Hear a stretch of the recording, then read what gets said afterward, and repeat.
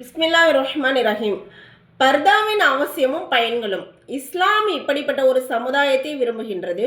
அதில் ஒவ்வொரு நபரின் குணங்களும் அழகானதாக இருக்க வேண்டும். அவர்களின் சிந்தனைகள் தூய்மையானதாக இருக்க வேண்டும். அதன் சூழ்நிலை ஆபாசம், வெட்கமின்மை, மிருக குணம் மற்றும் தீய காரியங்கள் அனைத்திலிருந்தும் பரிசுத்தமானதாக இருக்க வேண்டும். மேலும் எவ்விஷயங்களால் மனிதன் தீமையின் பக்கம் சாய்வானோ அல்லது மனதில் தவறான உணர்ச்சிகளை ஏற்படுத்துவானோ அப்படிப்பட்ட அனைத்து விஷயங்களிலிருந்தும் தூய்மையாக இருக்க வேண்டும். அவ்வாறு இருந்தால் மனிதனுக்கு உடலார்ந்த, அறிவார்ந்த போதனைகள், பயிற்சிகள் முதலியவற்றை பெற ஒரு அமைதி மிக்க, மனமார்ந்த ஒரு சூழ்நிலை கிடைக்கும். அதன் முடிவாக அவர் தனது சக்தி, திறமை ஆகியவற்றை சமுதாயத்தின் வளர்ச்சிக்காகவும் வெற்றிக்காகவும் பயன்படுத்துவார். மேலும் தமது திறமைகளை தீமையான பாதையில் பயன்படுத்தி விடாமல் நல்ல பாதையில் பயன்படுத்துவார். இதை முன்வைத்தே இஸ்லாம் ஆண்கள் பெண்களின் கலந்துரவாடல் மற்றும் சுதந்திரமாக ஒருவரை ஒருவர் சந்தித்துக் கொள்ளுதல் ஆகியவற்றை வன்மையாக கண்டிக்கிறது. அந்நிய ஆணும் பெண்ணும் நட்பு கொள்வதையும் தங்களுக்குள் தொடர்பை ஏற்படுத்திக் கொள்வதையும் வன்மையாக தடை செய்கின்றது.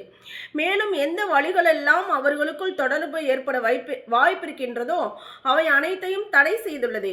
ஏனெனில் இந்த தொடர்புகளே தவறான காரியங்களின் பக்கம் அழைத்து சென்று விடுகின்றன. இஸ்லாம் ஆண்களையும் பெண்களையும் தமது பார்வைகளை பாதுகாத்துக் கொள்ளும்படி வலியுறுத்துகின்றது. அதிலும் குறிப்பாக பெண்களை பர்தாவில் இருக்கும்படி போதிக்கிறது.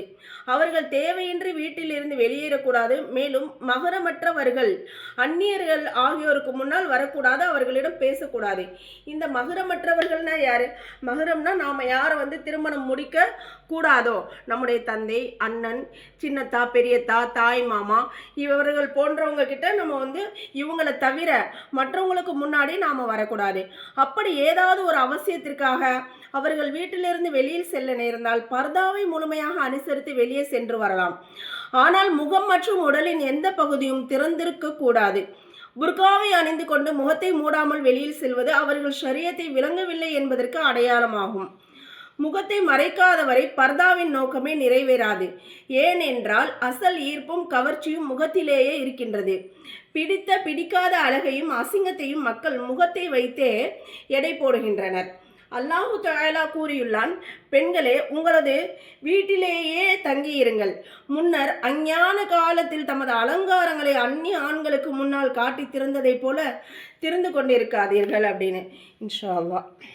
ஒரு ஹதீஸில் நபி ஸல்லல்லாஹு அலைஹி வஸல்லம் அவர்கள் அருளியுள்ளார்கள், பெண் மறைத்து வைக்கப்பட வேண்டியவள்.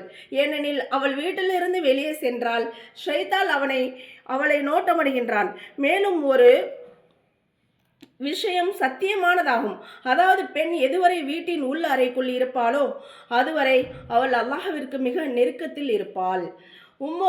உம்மு ஹல்லாத் என்ற ஒரு சஹாபிய பெண்மணி இருந்தார்கள். அவர்களின் மகன் ஒரு யுத்தத்தில் ஷஹீதாகிவிட்டார். அப்பெண் தனது மகனை பற்றி விசாரிப்பதற்காக நபி ஸல்லல்லாஹு அலைஹி வஸல்லம் அவர்களிடம் வந்தார். அப்போது அவர் முகத்தின் மீது முகத்திரை போட்டிருந்தார். இதை பார்த்த யாரோ ஒரு சஹாபி ஆச்சரியப்பட்டு, இந்த நேரத்திலுமா உங்கள் முகத்தின் மீது முகத்திரை அணிந்து வந்துள்ளீர்கள்? அதாவது மகன் ஷஹீதாகிவிட்டார் என்ற செய்தியை கேள்விப்பட்ட ஒரு தாய் உணர்வற்று என்ன செய்வதென்றே தெரியாமல் அல்லவா இருப்பார்.